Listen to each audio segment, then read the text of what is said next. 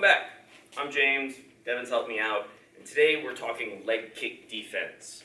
I touched on them in a couple of videos before, talking about stop kicks, evasions. Now I really want to bring it all together and give you guys more or less a comprehensive look at the complete bevy of leg kick defense options that Savate has, as well as the kicks that we will be defending. In any case, first one, most basic, is going to be your leg retraction. This is one you can pretty much use for any of the kicks we're going to go over in this video. It's a great way to stay in position, just remove that one target, and then be able to follow right back up. And simply it looks like this. Now Devin's going to start with either the lead or the rear fouette, and all I'm going to do is slide this leg back and slide the leg back. I'm making sure that when I'm retracting this leg, I'm not letting my head dip forward, my hands aren't coming down. I'm pretty much sticking directly in my stance and just drawing the leg back and returning right to where I am. There's a few different reasons for that. First is the ability to follow up right away. The second is perhaps even more important, and it's saving energy, because every time he kicks, I'm hopping back, hopping back, hopping back. It takes a lot of energy.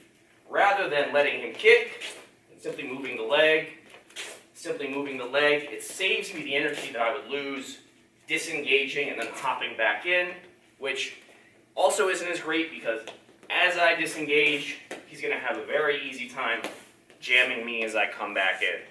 In an art like Savate, with all the double kicks, it's very easy to run into that chasse if you keep breaking that distance. From the other side, again, each of those fouettes, all I'm doing is taking the leg out of the picture.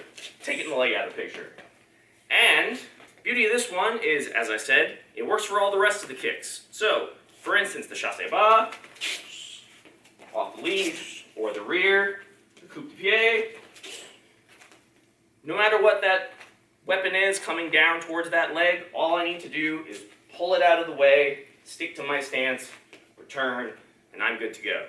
Now, we're going to break down and focus on one of Savate's more traditional techniques now, that being the coup de pied bas. It's a technique that very much relies on wearing shoes. You can touch with it and probe with it without shoes, but you're never going to be able to do damage with it unless you're actually wearing shoes. So here's the basic defense.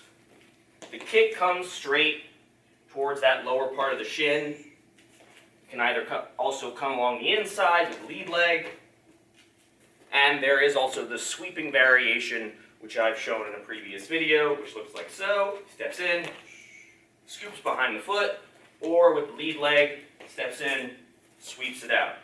So what's my defense for that? Off the standard coup, all I'm going to do is hinge that knee in, bring my heel to my butt, and point the knee forward. So one more time, hinge, point again. Just like before, when I was doing the leg retraction, my body stays upright, I keep good posture, my hands are high, I'm not letting anything drop, and I'm trying to move as little of my body as possible.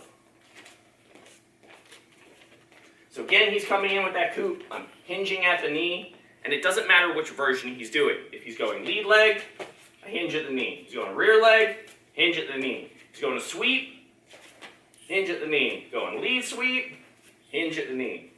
No matter which version of the technique, all I'm doing is pointing that knee, bringing the heel to my butt, and getting the target out of the way. Now, the thing about this defense is it gives us a great option for, conversely, a very modern technique. That being the calf kick. It's been around for decades, but especially in the last 5 years, you've seen far more of it. You see it in MMA all the time. You see it in kickboxing. You see it in Muay Thai. It's one of those things that has become super prevalent. You know, it's like a jab. It's one of those fundamental things that have found their way into fighting, and it's not going anywhere. But it provides us with an interesting defensive question, and a lot of people have a hard time coming up with how to deal with it. This coup defense is for you. Same defense, except the weapon he's using is slightly different. Now he's targeting the outer part of the calf, bringing around the round kick, and that is not one I want to feel. I've had it happen to me a couple of times when they talk about the leg just kind of shutting down. It's not entirely hyperbolic. It's very easy for that leg to seize, swelling to kick in, all kinds of nasty stuff. So all I'm doing when he comes in with that kick is hinging at the knee and letting that kick pass all the way through. Again, I'm maintaining my posture, maintaining my stance. He's trying to get that calf kick. All I'm doing is hinging at the knee, letting that kick zoom on by, and making sure that he can't do that really severe damage to my lead leg. Again, I'm hinging, keeping good posture, making sure he can't tag me with that kick, and making sure I'm staying here. I'm not using excess energy by disengaging all the time. I'm staying close so I can follow up, but all I'm doing is removing the target he's focusing on.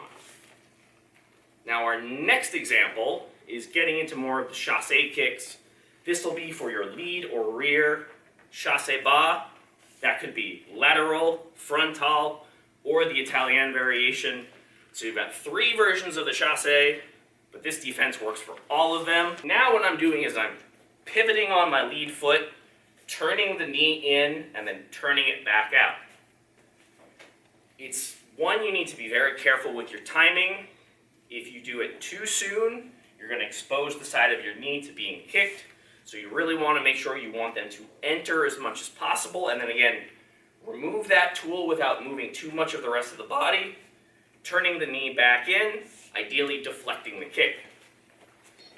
So Devin comes to me with that chasse, and again, I'm timing it. I don't want to do too early, because then I'll turn, he catches the side of my knee, and that's basically worst case scenario. So I want him to get close, enter, turn that knee, and then deflect it back out. Same thing off the rear leg. I'm hinging in, turning the knee back out.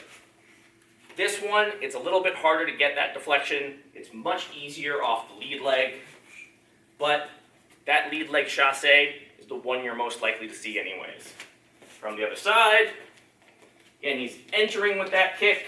I'm pivoting my knee in, turning it back out to, again, ideally deflect that kick. Just as well for the chasse Italien, which has the same target, that front of the leg just above the knee. Same defense. Turn my knee in, deflect it back out. Turn the knee in, deflect it back out. Also works well because it's a great opportunity to catch someone on one leg. As he's firing that kick, I fire, boom. Very easy to deflect, follow with punches, especially because that kick is done from such close range. One more time from the other side, he comes in with the chasse Italien. So again, turning that knee in, turning it back out, works for each of those chasse. Now he does the standard chasse bas. He can do the chasse frontal with the lead leg. And then lastly, the chasse Italien.